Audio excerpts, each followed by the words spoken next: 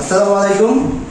আমার হাতে যে কবুতরের দুটো বাচ্চা দেখতেছেন, এটা একবার পিওর অরিজিনালি, যেটা একবার জ্বালানি কবুতর, একবার উড়ন্ত, যে পাখিগুলা এদিক ওদিক বাসা করে ওরা থাকে।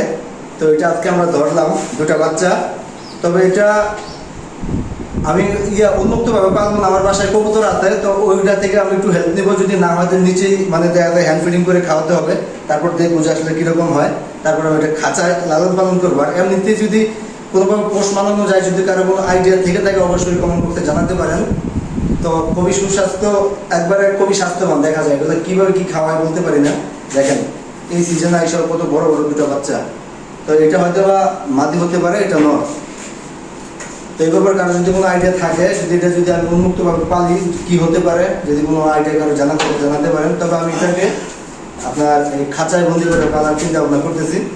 তবে প্রথম অবস্থায় কবুতরের নিচে দেবো, যদি খাওয়াই দিলে আলহামদুলিল্লাহ ভালো, আমি তো আমার একটু হয়তো কষ্ট হবে আর কি।